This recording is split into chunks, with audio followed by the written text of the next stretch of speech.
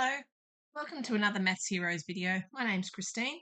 Today is a quick one on Show Me 12. It's not my new news idea.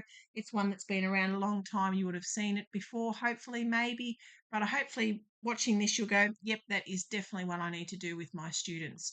So I put a lot of counters out or blocks or whatever you want to put out on the table, and I ask the students to get 12 counters and show me how they can arrange 12 any way that they like. And then I just circulate around the room for a couple of minutes and I just give them time. We end up having a discussion about we're going to leave them flat on the table. We're not going to stack them vertically. So this is a flat arrangement of 12. And then I start putting them on the board. And I end up with something, put lots up on the board. And I end up with many that look like this and lots more. So they may have made a smiley face, they may have made a letter of their name. Some of them may even have arranged them in sort of as a rows or a couple of columns. But basically, it then allows us the to have, or the number 12, a conversation. If I said to you, which is the easiest to know how many blocks there are? So I would hope that the students would say, well, it's either the orange one or the green one, because they're in equal rows and columns.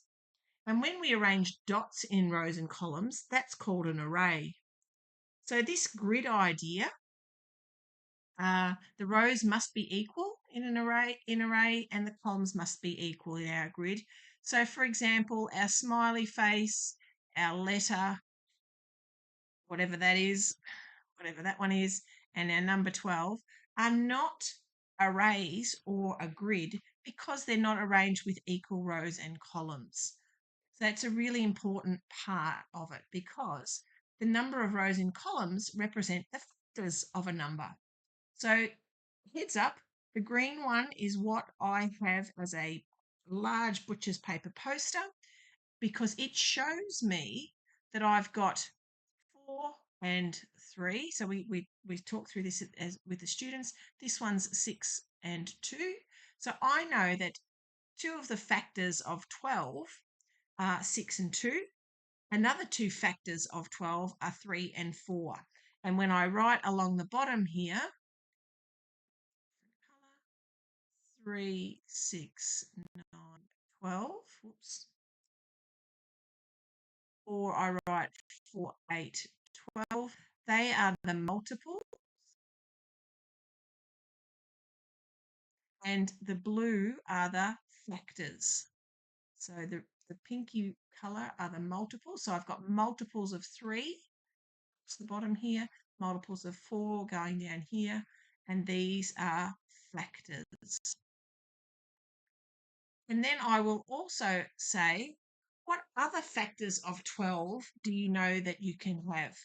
And someone will say, well, I can have a 1 and 12. So that has to be 6, that has to be 3, so 3, 12. So here I have 12 and 1 as factors of 12. Doesn't matter if I draw it vertically or horizontally, it makes no difference. And so that tells me that factors of 12, factors of 12 are 1 and 12, 2 and 6, 3 and 4. Let's have a look. Can I do 5? Let's have a look. Can I do 5? Let's go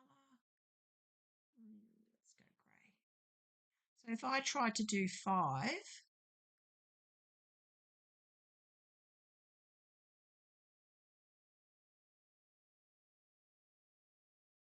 so there's 10. My next 2 would be 12 there. Is this a grid or not? If they were dots, would that be an array? No, it wouldn't because my columns are not equal. So this is not a grid array. And so it shows me that 5 is not a factor of 12. So sometimes I write that like this. So I say 12 divided by 1 is a factor. 12 divided by 2 is a factor. 12 divided by 3, yes it is. 12 divided by 4, yes it is. 12 divided by 5 into groups of 5, bum, bum, nope.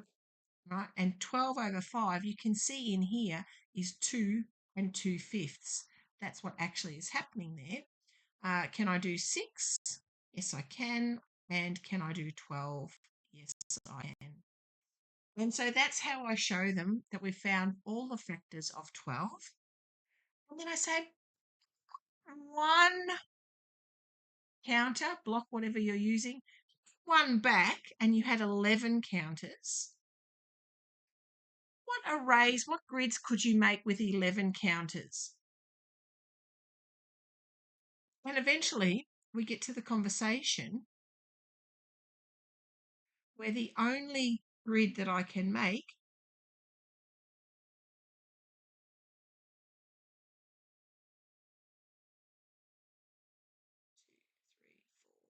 six, 7, 8, 9, 10, 11. Yep, I got 11 that way and 1 that way. When the only grid that I can make is 1 and the number itself, this is what we call a prime number.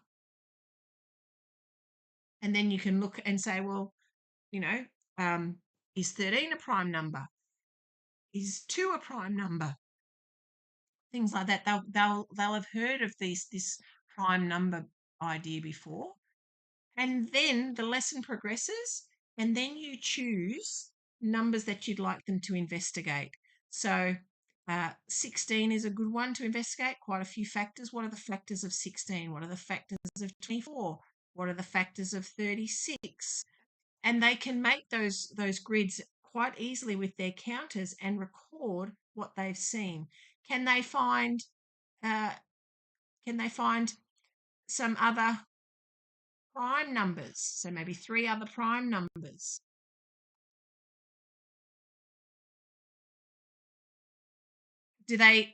What happens if are all odd numbers a prime number? Can they investigate 9? Perhaps they can start to see patterns of when numbers are prime and not prime.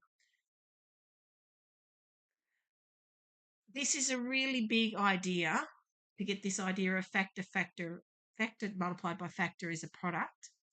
This is a great way to get started before you've used anything else or asked them to memorize facts. Get them to make it concretely.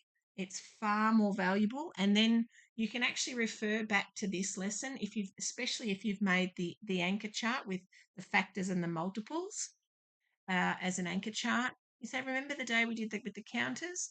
Well, that's factor, that's multiple, and hopefully that should give them something to hold on to rather than just relying on rote memory.